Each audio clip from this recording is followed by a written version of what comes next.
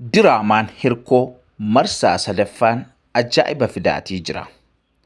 Nutu asii bubbee wajjin bubbisaa jira malee gamtaa bariisoo dibaabee hirkoo jigsuutti jira. Hirkoon keessa yoo hin jiru ta'e siitkoomii hirkoo namatti hin tolu jettanii warri ilaaluu dhiistan yookaan immoo addaan kuttan miidhamtanii jirtu. Yoo koomediyaan Waaqoon keessa hin jirre namatti hin tolu jedheetu nutu saayikoo keenya amansiiseera malee siitkoomiin hirkoo kan yeroo Waaqoon yookaan hirkoon keessa jiruutii ol malee achii gadi miti. Warri gargar kuttan itti deebi'aa ilaalaa isiniin jenna. Gamtaan dibaabee hirkootti shira xaxuu akkuma itti fufetti jira. Shirri isaa lakkaa'amee hin dhumu. Egaa akkuma kana duraa ammas wantoota bashannansiisoo shira bashannansiisoo hojjechuu itti fufee jira. Inistiraaktar mootummaan mataa dhukkubsaa jira. Torbeedhaa gara torbeetti. Dibaabee hirkoo luka tokkoon dhaabeera. Qophiin sanbata darbee yookaan immoo hirkoo marsaa sadaffaa kutaa 9ffaa tokko immoo baay'ee nama hawwata. Baay'ee nama bashannansiisa. Gamtaan hin danda'amne tasumaa shira isaa yookaan gochisaa waan danda'amu miti. Daarekteeraa fi manaajira artistootaa ta'ee deebi'ee dhufeera. Mucaa kana jalqabumayyuu hirkoo keessatti warra baay'ee dandeettii qaban keessaa inni nama tokkodha. Dhugaadhumatti ga'umsi isaa baay'ee nama ajaa'ibsiisa, nama hawwata. Kennaa aartii qaba. Wantoota nama bashannansiisan itti makee akkaataan inni itti hojjetu baay'ee ajaa'ibsiisaadha. Hojiin isaan hundi yookaan immoo wanta inni godhu hundumtuu nama kofalchiisa.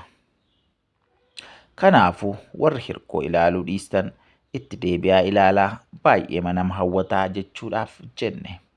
Hirkoo siitkoomiinis akkasuma bubbeenis inni amma jalqabe yoo itti nuuf fufe lamaan isaatu guddina aartii keenyaatiif gahee taphata malee waan nu miidhu hin qabu. Walumaa galatti lachuu kan keenya waan ta'eef lachanuu haa jabeessinu, haa ilaallu jechuu barbaanna.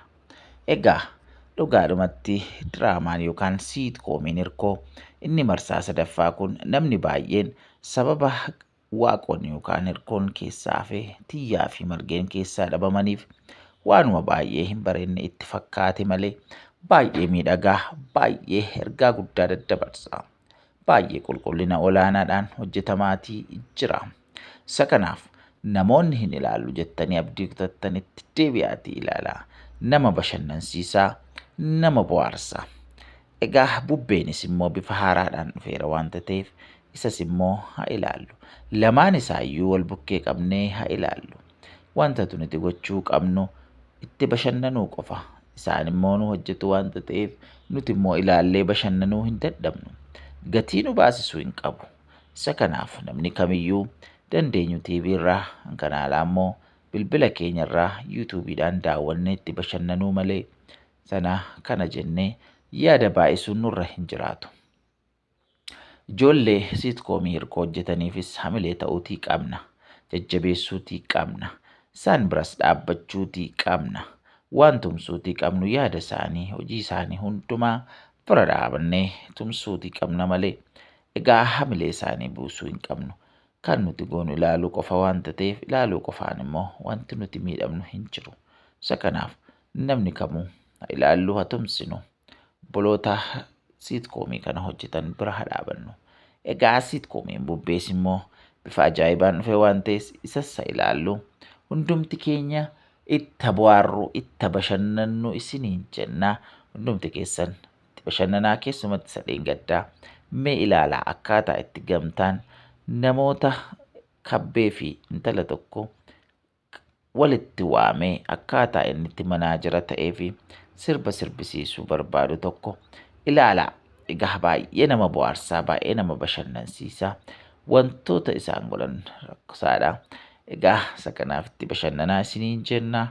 Hundumti keessan immoo egaa maatii kan nuuf hin taane yuutuubii kana sabskiraayib kan hin goone sabskiraayib gochuudhaan nu tumsaa bira dhaabbadhaa isiniin jenna. Kun miidiyaa keessan infoormeeshinii yookaan wantoota isin barbaachisuu guyyaadhaa guyyaatti ganama galgala ta'uu hin jedhiin yeroo hundumaa yerootti kan isin biraan gahudha waanta ta'eef namni kamuu subscribe gochuun maatii ta'a isiniin jenna. Galatoomaa egaa hundumti keessan yaada nuti dhufneef egaa hirkoo inni sadaffaan kun baay'ee bareedaadha.